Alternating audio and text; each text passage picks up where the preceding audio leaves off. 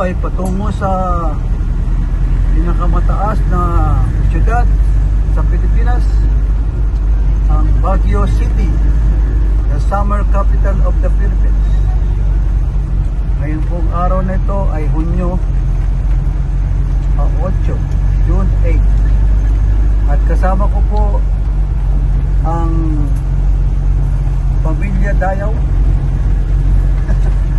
at ang aming magaling na driver na minsan inaantok.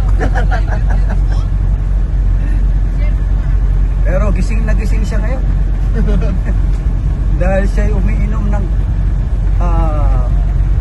Barako coffee.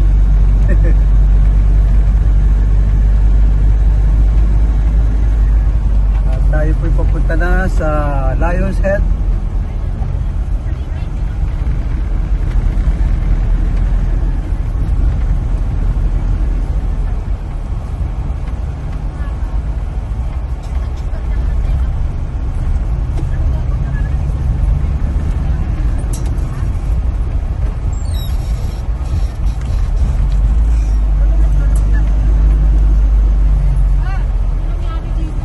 Right. Dalawa na okay, ba?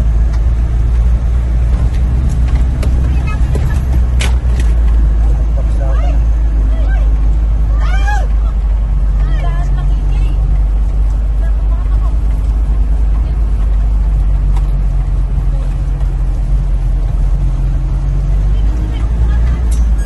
Ganda na, napataas.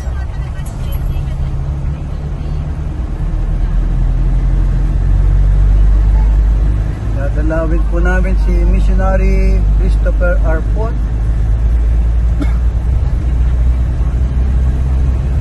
At ang kanyang pamilya. Upang sa ganon ay aming masaksiyan ang kanyang gawain sa Tublay na sinumulan niya, upang sa ganon ay marami pang kaluluwa ang makakilala sa Panginoon.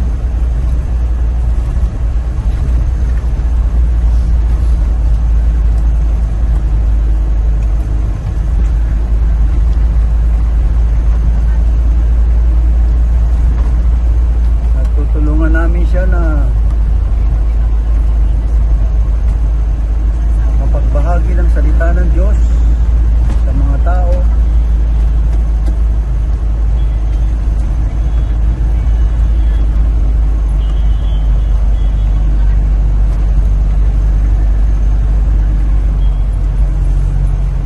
Kala ko may tao. Oo nga, kala ko tao na.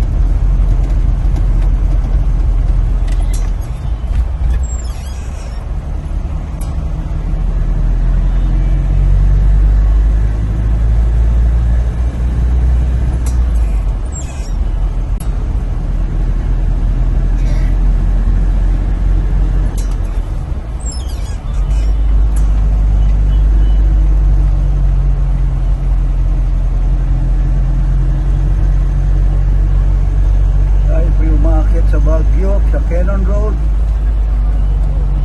IS City pala, no? Hanggang sa makarating po tayo sa bahay ni Missionary Pastor Chris para makilala natin ang kanyang may bahay, kanyang pamilya, at maka-fellowship natin ang kanyang mga members sa church na ang pangalan ay Light of Life Bible Baptist Mission, Tublay, Benguet.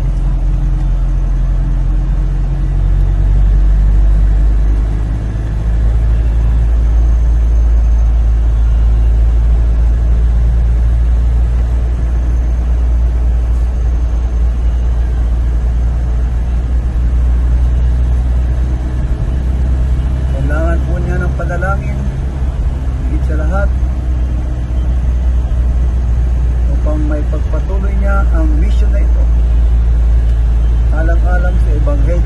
ating Panginoong Hesus. At sa biyaya ng Diyos,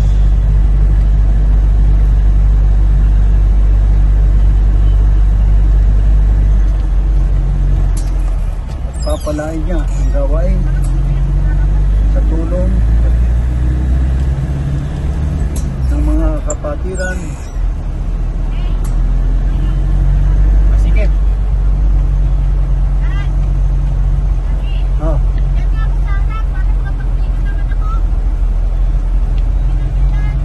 okay, pero wag ka na, hindi na namin kailangan ng jeep, hindi na namin kailangan ng GPS ha. Meron na kaming GPS dito.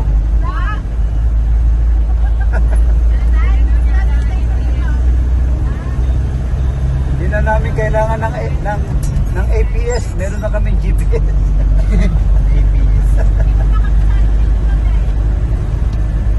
Hindi, pagdating natin doon sa Lion's Head. Oo, teka. Pagdating natin doon sa Lion's Head. Tingnan mo mga taxi dito siya, mga Innova. Picture taking tayo doon sa sa itaas.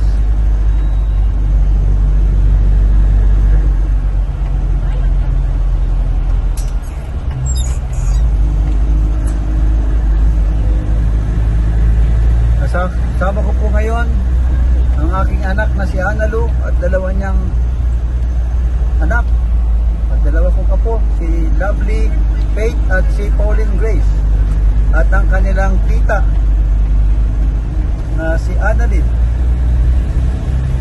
Kasama po namin din si Brother AJ at Brother Sean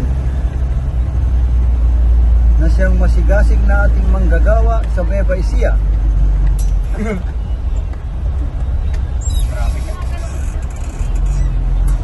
Sila po ang ating makakatulong sa pagsosoul winning